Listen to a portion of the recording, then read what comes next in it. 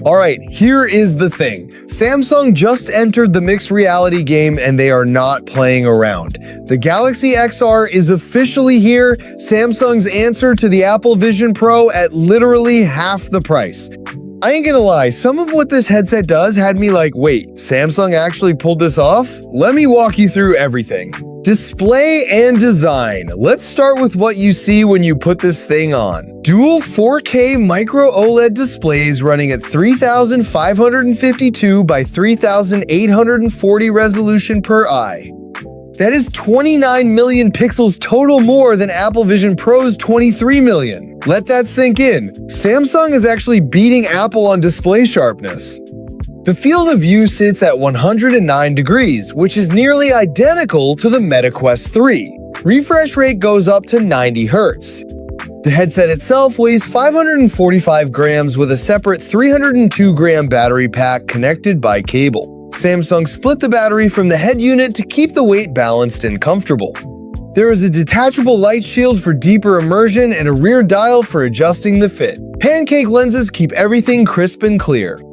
For anyone who has tried heavier headsets, this design makes a real difference during long sessions. But what makes this headset truly different is what is running inside. Software and Gemini AI Galaxy XR is the first device running Android XR, a brand new operating system built from the ground up by Google specifically for mixed reality.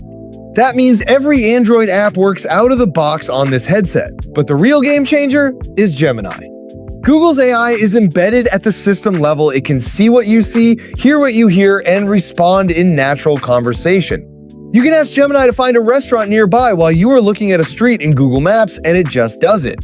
You can search with Circle to Search, explore Google Photos in 3D space, and watch YouTube in a virtual theater. Real talk, no other headset has this level of AI integration right now. Apple has Siri.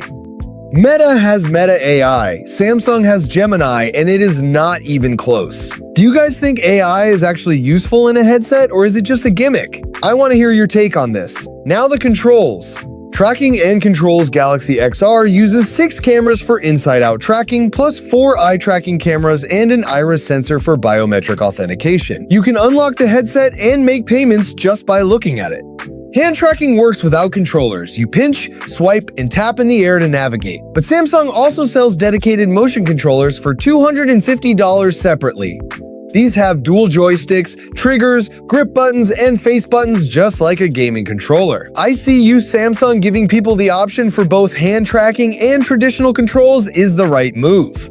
Not everybody wants to wave their hands around for 2 hours. Nah, because think about it, Apple Vision Pro does not even offer controllers. Samsung already has that advantage. But what can you actually do with this thing? Content and Experiences Galaxy XR launches with Google Maps in immersive 3D, YouTube VR, NFL Pro ERA, Vacation Simulator, an interactive movie called Asteroid, the Calm Meditation app, and Adobe's Project Pulsar for 3D video editing. Since it runs Android XR built on OpenXR standards, it is easy for developers to bring existing VR games and apps over from other platforms.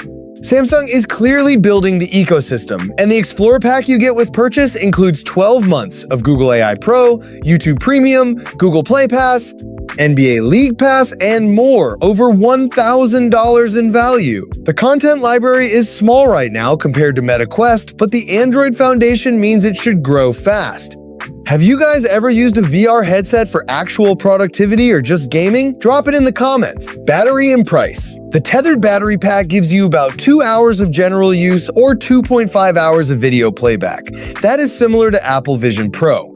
Not amazing, but it is what it is with current technology. Now the price, $1,799. Apple Vision Pro costs $3,499.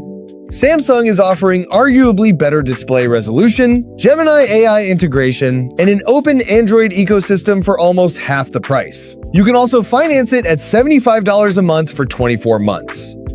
Controllers are $250 extra. A carrying case is another $250. Is $1,799 still a lot of money? Absolutely. But compared to Apple, this is a steal. Would you guys actually spend $1,800 on a mixed reality headset, or is that still too much? Be honest with me. That was the Samsung Galaxy XR, Samsung's most ambitious product in years. This is not just a headset, it is the start of an entirely new ecosystem. Smash that like button and subscribe to Premium Tech so you do not miss the deep dives coming next. What do you want to see covered? First, the gaming side or the productivity features? Tell me in the comments. Thank you for watching. Peace.